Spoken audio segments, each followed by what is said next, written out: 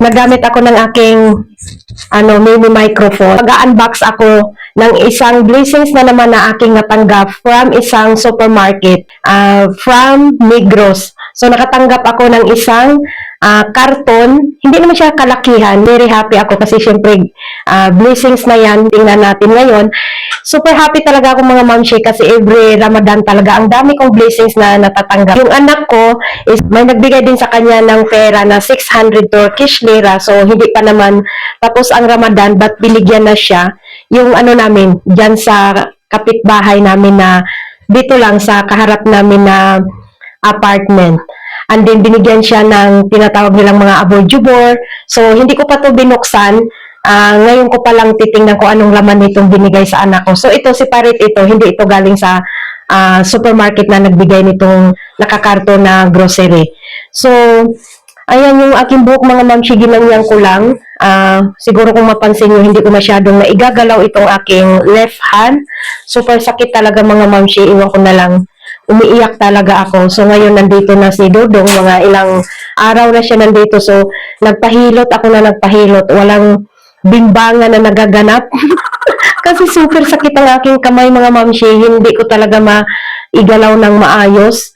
Kailangan kong iangat, tutulungan, and then pag ibaba na naman siya, tutulungan. So, we'll see mga mamshi kung magtuloy-tuloy ito is talagang magpapa-inject na naman ako kasi ganun ang ginagawa ko pag talagang tuloy-tuloy yung kirot or sakit ng aking braso. Pag hindi ko na talaga kinakaya. Actually, ininuman ko na to ng pain reliever. Bumaling siya, but ilang oras bumabalik din siya. So, ayan, kailangan na naman to ng inject. Ayan mga mamshi. Punitin ko na lang kasi yung aking kamay. Hindi ko talaga masyadong naigalaw itong mga mamshi. Grabe talaga. Nung pinahilot ko kay Dodong, grabe, umiyak talaga ako. Pero gustong-gusto ko na hard na pagkahilot. Kasi yung sakit na yung parang nasa loob, na parang iwan ko, hindi ko maintindihan. Aray ko. So, tapos pag nagagalaw siya mga mamshi, talagang masakit. So, una kong papakita mga mamshi, ito. Parang chocolate biscuit. Next is Doritos. Ayan. Hindi ko talaga siya totally pinapakain ng mga junk foods. Pinapakain ko siya, but hindi talaga palagi. Hindi na ako nag-i-stack ng ganyan. Bumibili na lang ako pag papakainin ko siya. Hindi talaga palagi kasi hindi naman yan healthy. So, yung mga chocolate, ganyan, wala akong mga stock na yan. Dati, nung maliit pa siya, nag-i-stack ako. But ngayon, na marunong na siya maghalungkat, hindi na ako nag-i-stack. Kasi, nag-aaway lang kami. Ayaw ko kasi siyang laging pakainin. But ngayon, may nagbigay. So, ayan, magsawa muna siya. And then, after that, abot na naman ng ilang, hindi ko yan siya papakainin. So, ganyan ang ginagawa ko. You go there. And then, ito, another, mga mamshi. What is this na? Potato chips. Ayan, another potato chips. Andun yung anak ko, nanonood sa aking pagbablog. Tuwang-tuwa na yan siya. And then, ito, milk na yung, yung ganyan na mais. Ano ba to? Haribo. Gummy.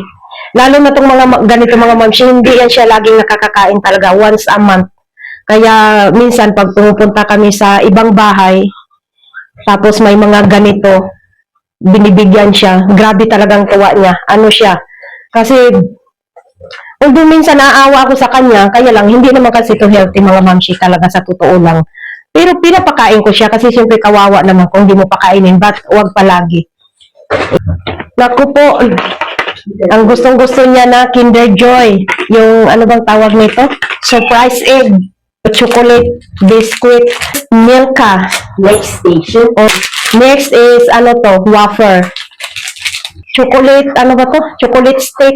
Another surprise egg. Naku, tuwang-tuwa to siya nito mga mamshi. Last, Nutella. Ayan, favorite niya to mga mamshi.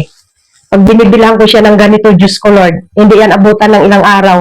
Kinakain niya ng ganito kahit walang tinapay.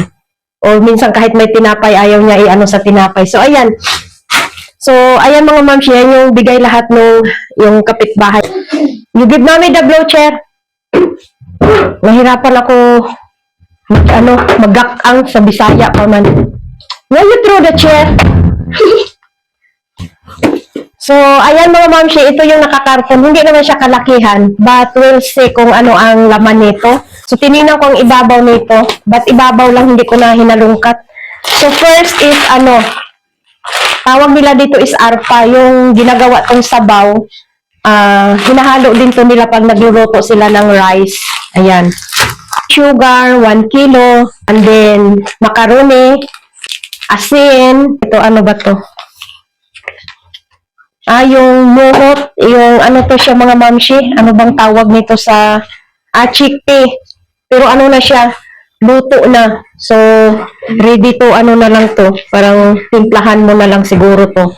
Next is bulgur pilaf or bulgur na rice. Next is yung merjimik o yung ano bang tawag nito?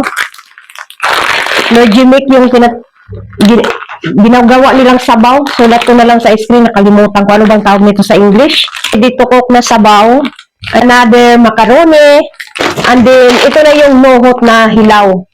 Ito yung nohot na dry. So, kailangan mo ito ibabad muna bago mo palambutin. Next, ano ba to? Turkish coffee. Ayan, torkave. Hindi ko alam gumagana ba tong Gumagana ba tong microphone ko? Next is, ayan, may nor cubes. Pudding. Then, may bigas. O, diba? And then, may another sugar. 1 kilo again. And then, mga macaroni. Ayan, daming macaroni. Ayan, another macaroni mga mamshi. Ang daming laman. So, kaya pala hindi masyadong nasasara yung karton. And then, ito naman siya is, green peas na, na din, luto na siya. Yun yung tinatawag na ermic. Ginagawa nila tong, pang dessert. And then, another, ito, dry, to siya white beans, luto na din. Luto na din. Kasi may ganito na, yung dry siya. And tomato paste, 1 can. And then may tea. Ayan, 1 kilo na flour. And then may mantika. O, diba? May mantika na naman ako. Yung isa kong, diba, yung una kong blinag na binigay din sa amin. May mantika, pero mas malaki yun. Yung 5 liters. Ito naman, 1 liter. Pero, di ba mga mamshi, ang mahal kaya ng mantika ngayon dito, grabe. Grabing mahal ng mantika ngayon. And then, spaghetti. Ayan. So, yan lang ang laman mga mamshi. I think, pag i-grocery mo to, nasa mga 1,000 Turkish lira din higit. Or sa pera natin, nasa mga 1,000 higit din, mga 1,300, mga siguro ganyan, 1,300, 1,400. O, di ba mga mamshi, ang napakalaking, napakalaking tulong na din. Dami kong blessings na nare-receive. Kaya, thank you so much talaga. Thank you, Lord.